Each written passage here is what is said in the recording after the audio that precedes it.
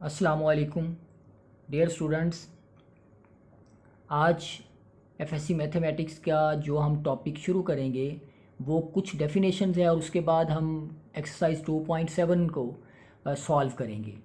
तो सबसे पहले हम जिस पे बात करेंगे वो है बाइनरी ऑपरेशन, और फिर हमारे पास होगा बाइनरी रिलेशन, और फिर हमारे पास होगा यूनरी ऑपरेशन। यानी हम किन के ऊपर बात करेंगे? बाइनरी ऑपरेशन के ऊपर बात करेंगे, उसके बाद बाइनरी रिलेशन के ऊपर बात करेंगे, उसके बाद बात करेंगे हम यूनरी ऑपरेशन के ऊपर।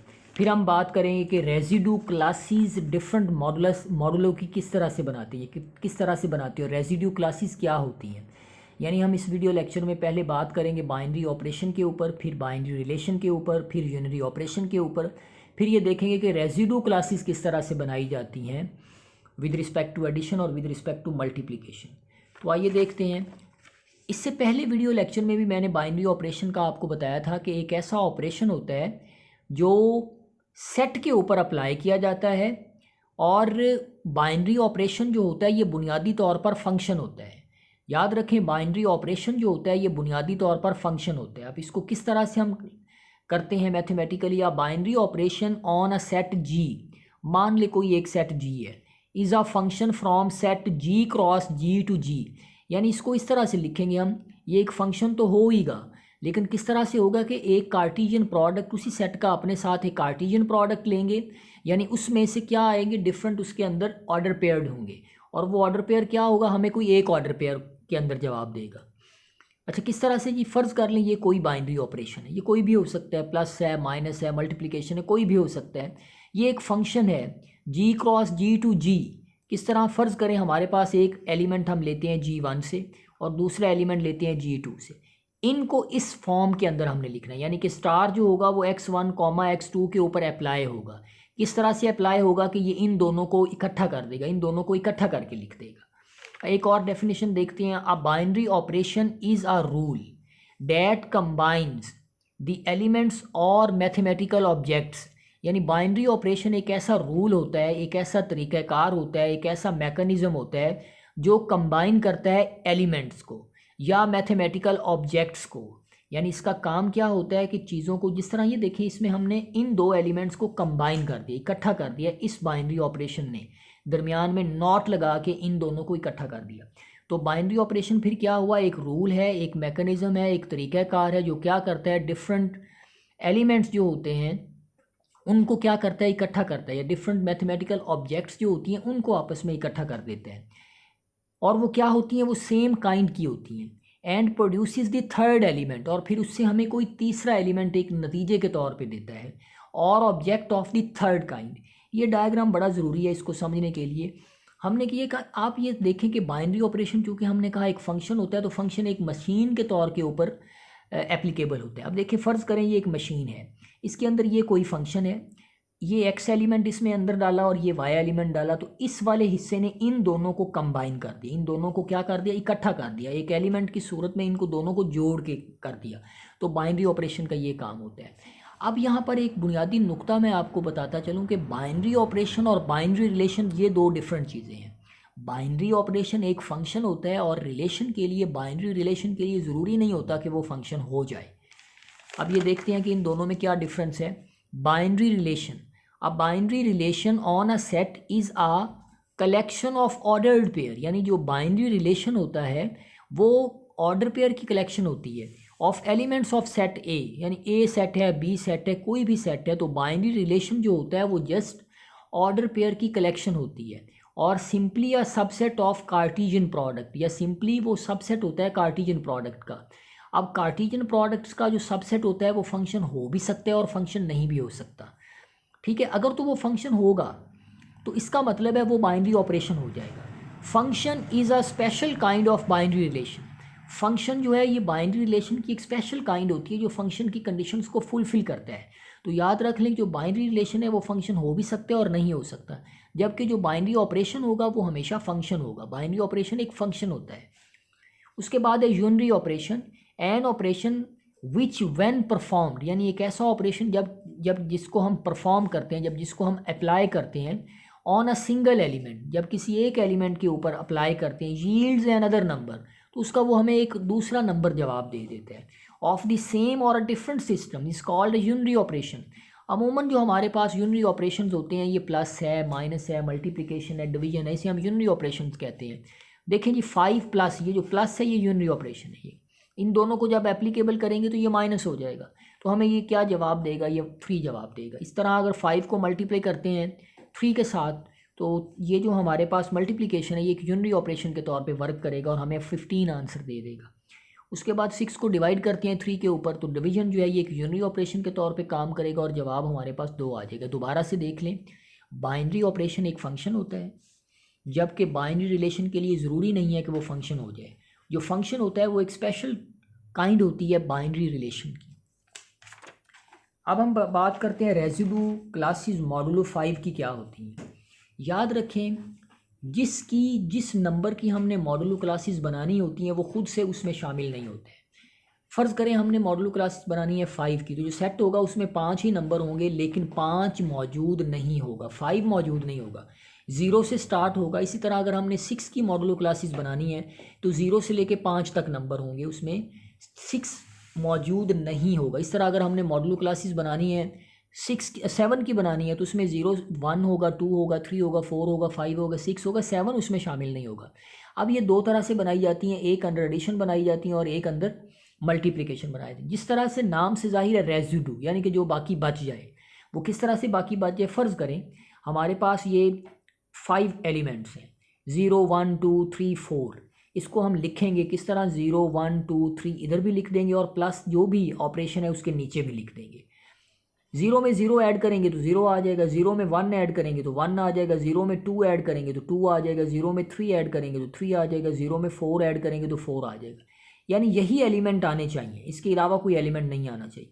1 की बात करें, 1 में ये 0 ऐड करेंगे, ये वाला नहीं करेंगे ऐड, ये एलिमेंट को इनमें ऐड करना है, ये जो ऊपर वाले इनको इसमें, यानी हॉरिजॉन्टल एलिमेंट जो पहले लिखे हुए हैं उनको हमने इसमें ऐड करना है। अब 1 को हम किस में ऐड करेंगे, इस 0 में ऐड करेंगे तो 1 आ जाएगा, इस 1 को इस 1 में ऐड करेंगे तो 2 आ जाएगा, इस 1 को इस 2 में ऐड करेंगे तो 3 आ जाएगा, इस 1 को इस 3 में ऐड करेंगे तो 4 आ जाएगा। अब गौर करना है, जब 1 को हमने 4 में ऐड किया तो आंसर 5 आ गया।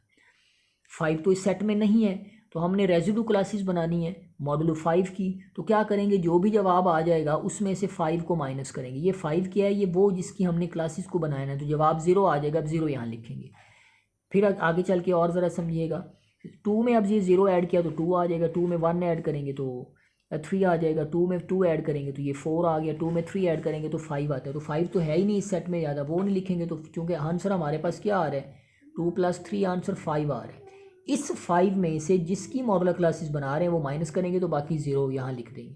उसके बाद 2 में हमने जब 4 को ऐड किया, 2 में जब हमने 4 को ऐड किया तो 6 आंसर है, 6 में से 5 माइनस करेंगे। ये 5 क्या है, जिसकी मॉडुलर क्लासेस बना रहे हैं, तो 1 आ जाएगा, लिहाजा ये 1 लिख देंगे। इस तरह अब लास्ट वाला देखें, 4 में 0 को ऐड करेंगे तो 4 आ जाएगा, 4 में 1 को ऐड करेंगे तो 5 आएगा, 5 में से 5 को माइनस करेंगे तो 0 आ जाएगा। 4 को मल्टीप्लाई 2 से करेंगे तो हमारे पास 4 में 2 को ऐड करेंगे तो 6 आएगा, 6 में -5 करेंगे तो 1 आ जाएगा, 4 में 3 को ऐड करेंगे तो 7 हो जाएगा, 7 में से हम 5 को माइनस करेंगे तो 2 आ जाएगा। इस तरह देखिए 4 में 4 को ऐड करेंगे तो 8 आएगा, 8 में से 5 को माइनस करेंगे तो 3 आंसर आ जाएगा। ये था अंडर एडिशन मॉडुलो क्लासेस। अब अंडर मल्टीप्लिकेशन मॉडुलो क्लासेस देखते हैं। टेबल बनाने का तरीका वही है कि ये जो भी सेट है इसको इधर भी लिख देंगे एलिमेंट्स को, और इसके एलिमेंट को इधर भी लिख देंगे। अब पहले तो हमने इसमें इन 2 एलिमेंट को ऐड किया था, अब इन 2 एलिमेंट को मल्टीप्लाई करेंगे। इसको इससे मल्टीप्लाई करेंगे तो जिससे भी मल्टीप्लाई करेंगे 0 आ जाएगा। 1 को 0 से मल्टीप्लाई करेंगे तो 1 आ जाएगा, 1 को 1 से मल्टीप्लाई करेंगे तो 1 आ जाएगा, 1 को 2 से करेंगे तो 2 आ जाएगा, 1 को 3 से करेंगे तो 3 आ जाएगा, 2 को 0 से करेंगे तो 0 आ जाएगा, 2 1 ज़ार 2 आ जाएगा, 2 2 ज़ार 4 आएगा। अब अंडर मॉडुलो क्लासेस हमने 4 बनानी है, तो अब क्या करेंगे, इसको 4 को हम अंदर लिखेंगे, 4 पे डिवाइड करेंगे तो ये जवाब 1 आएगा, तो यहाँ 1 आएगा। यानी कि मल्टीप्लिकेशन के अंदर हमने उसको डिवाइड करना है। उसके बाद 2 को मल्टीप्लाई करेंगे आप 3 के साथ तो जवाब 6 आएगा, 6 को अंदर रख के आप 4 पे करेंगे तो 4 1 ज़ार 4, नीचे जो बचेगा, जो रेजिड्यू बचेगा वो यहाँ लिख देने हैं। उसके बाद 3 है, 3 0 ज़ार 0, 3 1 ज़ार 3, 3 2 ज़ार 6, तो 6 को अंदर रख के 4 पे करेंगे हमारे पास, तो रेजिड्यू क्या आएगा 2 लिख देंगे। फिर 3 3 ज़ार क्या होता है जी 9, 9 को अंदर रखेंगे 4 पे करेंगे तो 4 2 ज़ार 8, बाकी 1 बचेगा तो ये लिख देंगे। तो ये तरीकाकार होता है हमारा रेजिड्यू क्लासेस को बनाने का। अब हम देखते हैं जी प्रॉपर्टीज़ ऑफ बाइनरी ऑपरेशन, यानी बाइनरी ऑपरेशन एक फंक्शन होता है तो उसके ऊपर क्या प्रॉपर्टीज़ एप्लीकेबल होती हैं। लेट हमारे पास एक सेट जो है वो नॉन एम्प्टी है और ये वाला स्टार जो है ये एक बाइनरी ऑपरेशन है। तो बाइनरी ऑपरेशन चूँकि एक फंक्शन होता है तो इसलिए फंक्शन की फॉर्म में हमने लिख दिया इसको। कम्यूटेटिविटी इसके ऊपर होल्ड करती है, यानी दो नंबर्स को आगे पीछे करके लिखने से उस पर कोई फ़र्क नहीं होगा। एसोसिएटिविटी भी इसके ऊपर होल्ड करती है, जो कि 3 नंबरों के ऊपर होल्ड करती है। तो ये इस तरह लिखा जा सकता है A*B*C, पहले ब्रैकेट यहाँ लगा देंगे, फिर ब्रैकेट पहले 2 पे लगा देंगे, तो इस पर कोई फ़र्क नहीं आएगा। आइडेंटिटी इसमें आइडेंटिटी ई होगी। ई विद रिस्पेक्ट टू मल्टीप्लिकेशन भी हो सकता है और विद रिस्पेक्ट टू एडिशन भी हो सकता है। वो डिपेंड करेगा कि हम identity with respect to addition को ले रहे हैं या विद रिस्पेक्ट टू मल्टीप्लिकेशन को ले रहे हैं। उसके बाद इन्वर्स, फ़र्ज़ करें हमारे पास एक सेट में से जो एलिमेंट दिया वो ए लिया, then there exist an inverse, उसका इन्वर्स आ जाएगा।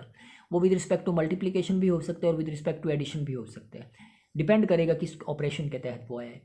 तो ए को जब भी ये ऑपरेशन, ये मल्टीप्लिकेशन का सिंबल नहीं है, ये कोई ऑपरेशन है जो कोई भी हो सकता है, तो उसमें मल्टीप्लाई करेंगे या ऐड करेंगे या माइनस करेंगे, जो भी करेंगे, जो ऑपरेशन ये है, तो उसके तहत जो जवाब निकलेगा वो आइडेंटिटी ही निकलेगा। और हमें पता है जब भी किसी इन्वर्स को उसके एलिमेंट के साथ मल्टीप्लाई किया जाता है या ऐड किया जाता है तो उस वक्त उसका जवाब जो है वो आइडेंटिटी एलिमेंट निकल के आता है। अब इसके बाद हम एक्सरसाइज 2.7 को सॉल्व करते हैं। इसका पहला क्वेश्चन ये है, यहाँ डिफरेंट प्रॉपर्टीज़ के नाम लिखे हुए हैं। कॉलियर है, उसके बाद एसोसिएटिव है, आइडेंटिटी है, इन्वर्स है और कम्यूटेटिव है।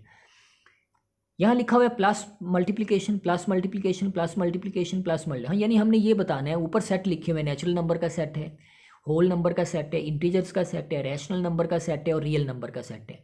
यानी हमने ये बताना है कि ये जो कॉलियर लॉ है, कॉलियर लॉ आपको याद होगा हमने 1.1 में देखा था कि कॉलियर लॉ क्या होता है कि एक सेट है, उसी में से जब हम नंबरों को लेते हैं और उनको ऐड करते हैं या मल्टीप्लाई करते हैं तो वो नंबरों का जो जवाब है वो उसी सेट में अगर आता है तो उसे हम कहते हैं वो क्लोज्ड है। तो अब नेचुरल नंबर का सेट 1 से शुरू होता है, बहुत बड़ा सेट है, जो से मर्ज़ी आप नंबर अपने जहन में ले लें, 2 ले लें, 3 ले लें, उन दोनों को ऐड करें या मल्टीप्लाई करें तो उसका जो जवाब है वो नेचुरल नंबर में ही फॉल करेगा। तो इसके ऊपर कॉलियर लॉ एडिशन का भी होल्ड करते हैं और मल्टीप्लिकेशन का भी होल्ड करते हैं। इसी तरह आप एसोसिएटिव की बात करें तो प्लस में भी होल्ड करेगा, उसके बाद मल्टीप्लिकेशन में भी होल्ड करेगा। नेचुरल नंबर में ज़ीरो मौजूद ही नहीं होता, तो हमें पता है अंडर एडिशन जो आइडेंटिटी है वो ज़ीरो होती है। तो नेचुरल नंबर में चूँकि ज़ीरो होता ही नहीं, लिहाजा इसमें आइडेंटिटी नहीं आएगी। मल्टीप्लिकेशन की जो आइडेंटिटी है वो 1 होती है, लिहाजा नेचुरल नंबर में 1 होता है तो आइडेंटिटी आ जाएगी। उसके बाद इन्वर्स देखें, प्लस का इन्वर्स होता है माइनस के अंदर, तो नेचुरल नंबर में तो माइनस वाले नंबर ही नहीं होते, लिहाजा इन्वर्स नहीं आएगा। इसी तरह नेचुरल नंबर में जो मल्टीप्लिकेशन का इन्वर्स है वो भी नहीं होता, क्योंकि मल्टीप्लिकेशन का इन्वर्स उलट होता है डिवीजन में। तो नेचुरल नंबर में 1 2 3 नंबर आते हैं, नेचुरल नंबर में 2 का इन्वर्स होगा 1/2, तो वहाँ मौजूद नहीं है, लिहाजा उसका इन्वर्स नहीं है। उसके बाद देखेंगे कि कम्यूटेटिव, तो कम्यूटेटिविटी जो है वो होल्ड करती है, यानी नंबरों की पोजीशन को चेंज करके आगे पीछे लिखने से वो होल्ड करेगा। सेम केस के अंदर हम होल नंबर्स में, इंटीजर्स में और रैशनल नंबर में देखेंगे कि क्या ये प्रॉपर्टीज़ होल्ड करती हैं या नहीं करती। अब रियल नंबर्स में मैं बता देता हूँ आपको, कॉलियर लॉ रियल नंबर में होल्ड करता है क्योंकि रियल नंबर का सेट बहुत बड़ा है। मल्टीप्लिकेशन का भी होल्ड करेगा, एसोसिएटिव भी इसमें प्लस के लिहाज से भी होल्ड करेगा, मल्टीप्लिकेशन के लिहाज से भी होल्ड करेगा। ये हमने 1.1 में किया है। आइडेंटिटी जो है ये प्लस के लिहाज से भी फॉल करती है इसमें और मल्टीप्लिकेशन के लिहाज से भी फॉल करती है, 0 भी फॉल करते हैं और 1 भी करते हैं। इन्वर्स अब ज़रा गौर करें, इन्वर्स रियल नंबर में प्लस के लिहाज से तो आ जाएगा क्योंकि प्लस वाले नंबर भी मौजूद होते हैं और माइनस वाले नंबर भी मौजूद होते हैं, लेकिन मल्टीप्लिकेशन के लिहाज से इसका इन्वर्स नहीं आएगा। क्यों नहीं आएगा? क्योंकि 0 इसमें एक ऐसा नंबर है, 0 का उलट पॉसिबल नहीं है, यानी कि 1/0 हमें नहीं पता क्या होता है। अगर 0 का उलट करेंगे तो 1/0 होगा, तो ये नहीं है, लिहाजा इन्वर्स इसका पॉसिबल नहीं है। एक भी अगर ऐसा नंबर आता है जिसका इन्वर्स पॉसिबल नहीं होता तो पूरे सेट का इन्वर्स पॉसिबल नहीं होता। कम्यूटेटिव लॉ इसके ऊपर होल्ड कर जाता है। उसके बाद दूसरा सवाल है व्हाट आर फील्ड एक्सियम्स, यानी फील्ड एक्सियम से क्या मुराद है। आपको याद होगा कि हमने जब पहला चैप्टर शुरू किया था तो उसमें कुछ हमने लॉस को डिस्कस किया था, अंडर एडिशन के और अंडर मल्टीप्लिकेशन को।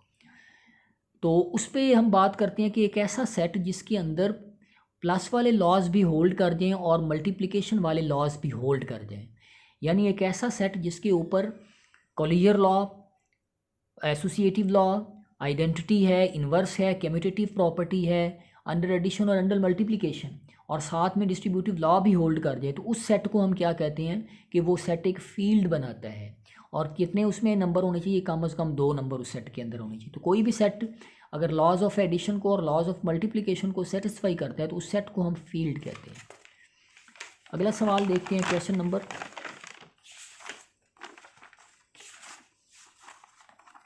नंबर 3 को आप मैं बता देता हूँ बुक से ही। Show that the adjoining table is that of a multiplication of the element of the set of residue modulo classes 5। यानी 3 में हमने ये बताना है कि क्या ये जो टेबल हमें दिया हुआ है ये अंडर मॉडुलो क्लासेस 5 का दिया हुआ है या नहीं दिया हुआ। तो ये मैंने आपको तरीका बता दिया था कि बाइनरी ऑपरेशन के तहत किस तरह से हमने चेक करना है, इनको मल्टीप्लाई करना है। अगर जो जवाब है वो 5 से बड़ा आएगा तो उसको डिवाइड करके हमने लिखना है। तो देखेंगे ये सारा जो है ये मल्टीप्लिकेशन के लिहाज से अंडर मॉडुलो 5 का ही टेबल बनाया हुआ है। उसने फिर कहा है prepare a table of addition of elements of a set of residue modulo classes 4, यानी मॉडुलो क्लासेस 4 का हमने बना के बताना है। तो ये पीछे एक एग्जांपल भी हमने किया था, यानी हमने एक्चुअली 1 2 3 यहाँ तक 3 तक टेबल को जनरेट करके बताना है मॉडुलो। तो कोई भी हम जनरेट करके बता सकते हैं। आगे जी क्वेश्चन नंबर 5 की हम बात करते हैं। क्वेश्चन नंबर 5 में उसने क्या डिस्कस किया है, तो which of the following binary operation shown in table A and B is commutative. यानी हमने ये बताना है 5वें सवाल में इसमें से कि कौन से कम्यूटेटिव हैं और कौन से कम्यूटेटिव नहीं हैं। ये आपके लिए एक्सरसाइज के तौर पे छोड़ता हूँ। क्वेश्चन नंबर 6 और क्वेश्चन नंबर 7 के ऊपर हम बात करते हैं कि ये किस तरह से हमने इसको करना है। सप्लाई दी मिसिंग एलिमेंट्स, ये जिनके ऊपर सर्कल लगा हुआ है ये मिस है, ये लिखे नहीं हुए हैं। तो हमने ये बताना है कि ये क्या एलिमेंट यहाँ आते हैं। देखिए जी, जब ए को ए के साथ मल्टीप्लाई करते हैं तो जवाब ए आता है। जब ए को बी के साथ करेंगे तो जवाब बी आएगा। जब ए को सी के साथ करेंगे तो सी आएगा। जब ए को डी के साथ करेंगे तो डी आएगा। बी को ए से करेंगे तो बी आएगा। यानी ये जो पहला नंबर मल्टीप्लाई हो रहा है यही यहाँ आएगा। बी को बी से करेंगे तब भी ए आएगा। बी को सी से करेंगे तो सी आएगा। बी को डी से करेंगे तो डी आएगा। अब ये वाले जो नंबर्स हैं ये किस तरह आएंगे ज़रा गौर करें। सी स्टार ए, यानी सी को स्टार किया ए के साथ, सी को स्टार किया ए के साथ, तो इसका जवाब क्या निकला। डी को स्टार करेंगे बी के साथ, यानी ये जो हमारे पास सी है इसको हम लिख सकते हैं डी स्टार बी। यानी सी किस तरह से, ज़रा गौर करें, ये वाला हिस्सा जो डी है इसको हमने मल्टीप्लाई करना है बी के साथ। यानी ये देखें, ये डी को बी से मल्टीप्लाई किया तो जवाब क्या निकलता है सी। ये जवाब सी निकलता है। डी को बी से करेंगे तो सी आ जाएगा। इसका मतलब है ये जो सी है ये डी क्रॉस बी लिखा हुआ है, डी स्टार बी लिखा है। ये ए वैसे का वैसे आ गया। इसके ऊपर एसोसिएटिव प्रॉपर्टी लगाइए, डी पहले लिख दिया और बी को स्टार किया ए के साथ। अब देखें बी को जब स्टार करते हैं ए के साथ जो जवाब बी निकलता है, बी को स्टार करते हैं ए के साथ तो जवाब क्या निकलता है, बी निकलता है। तो अब ये जवाब आ गया डी बी, जवाब आ गया क्या आ गया, डी बी। अब देखें डी को जब बी के साथ मल्टीप्लाई करेंगे तो जवाब सी निकलता है। तो इसका जवाब क्या निकला है, सी। यानी सी को स्टार करें ए के साथ तो इसका जवाब निकलेगा सी। अब ज़रा और देख लें, सी को स्टार करें बी के साथ, सी को स्टार करें बी के साथ, तो अभी हमने ऊपर देखा कि सी का जो जवाब है वो डी स्टार बी निकलता है। तो डी स्टार बी लिख दिया और ये वाला बी वैसे का वैसे लिख दिया। अब डी स्टार बी क्या होता है, यानी डी को बी से करेंगे तो सी जवाब निकलता है। इसका जवाब क्या निकलेगा, बी निकलेगा। तो ये एसोसिएटिव प्रॉपर्टी लगाई, डी वैसे का वैसे आ गया और बी स्टार बी, यानी बी को बी से किया तो ए आता है, तो यहाँ ए लिख दिया।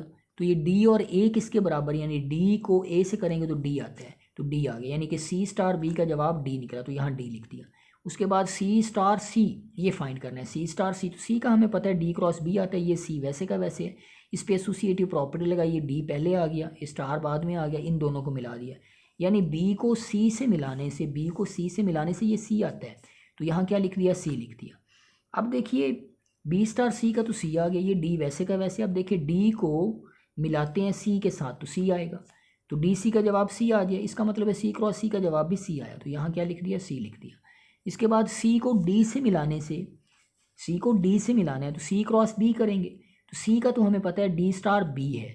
इस पर एसोसिएटिव प्रॉपर्टी लगाएंगे, ये डी बाहर आ जाएगा तो बी स्टार क्या हो जाएगा, डी। अब देखें बी स्टार डी, ये बी वाले हिस्से में देखेंगे बी स्टार डी, इसको इससे मल्टीप्लाई करेंगे तो जवाब क्या निकलता है, डी। बी स्टार डी का डी, तो यहाँ डी लिखती है, यानी डी डी डी जवाब आ गया। तो डी को डी से मल्टीप्लाई करेंगे तो डी निकलता है, तो डी आ गया। तो सी स्टार डी का जवाब डी आ गया। अब देखें सी स्टार ए का जवाब सी निकल आया, सी स्टार बी का जवाब डी निकल आया, सी स्टार सी का जवाब सी निकल आया, सी स्टार डी का जवाब डी निकल आया। तो ये हमारे पास वो मिसिंग एलिमेंट थे जो हमने फाइंड आउट कर लिए। अब अगला लास्ट सवाल है हमारे पास, question number 7, which operation is represented by adjoining table. ये इस टेबल में कौन सा ऑपरेशन अप्लाई किया हुआ है? देखिए इस टेबल के अंदर मॉडुलो रेजिडू क्लासेस का ऑपरेशन अंडर मल्टीप्लिकेशन इस्तेमाल किया हुआ है कि ज़ीरो को ज़ीरो से मल्टीप्लाई किया, ज़ीरो आ गया, ज़ीरो को एडिशन का इस्तेमाल किया हुआ है, ज़ीरो को ज़ीरो में ऐड करेंगे ज़ीरो आ जाएगा, ज़ीरो को वन में करेंगे तो वन आ जाएगा, ज़ीरो को टू में करेंगे तो टू आ जाएगा, ज़ीरो को थ्री में करेंगे तो थ्री आ जाएगा, वन को ज़ीरो में ऐड किया तो वन आ गया, वन को वन में किया तो टू आ गया, वन को टू में किया तो थ्री आ गया, वन को थ्री में करेंगे तो फोर आता है, तो फोर में से फोर को माइनस करेंगे तो बाकी ज़ीरो आ जाता है। यानी कि ये अंडर मॉडुलो जो क्लासेस बनाई हुई हैं वो अंडर एडिशन की बनाई हुई हैं, अंडर मॉडुलो 4 के, क्योंकि वो हमें यहाँ से पता चल रहा है कि इसमें 4 एलिमेंट हैं, 3 तक जा रहा है, तो ये अंडर मॉडुलो 4 है। तो आज हमने 2.7 को सॉल्व आउट किया। तो इसमें क्वेश्चन नंबर 1 से क्वेश्चन नंबर 7 तक हमने सॉल्व आउट किया, कुछ बुनियादी डेफिनेशंस को देखा जिसमें बाइनरी ऑपरेशंस की थी, बाइनरी रिलेशन की डेफिनेशन थी, उसके बाद रेजिड्यू मॉडुलो क्लासेस की को हमने देखा, और फिर टेबल को देखा कि टेबल को किस तरह से जनरेट किया जा सकता है। अगले वीडियो लेक्चर में फिर हम दोबारा हाजिर होंगे। कोई सवाल आपके जहन में हो आप कमेंट बॉक्स में मेरे से पूछ सकते हैं। वीडियो पसंद आए लाइक करें, शेयर करें, चैनल को पे नए हैं तो सब्सक्राइब करें। Thank you very much.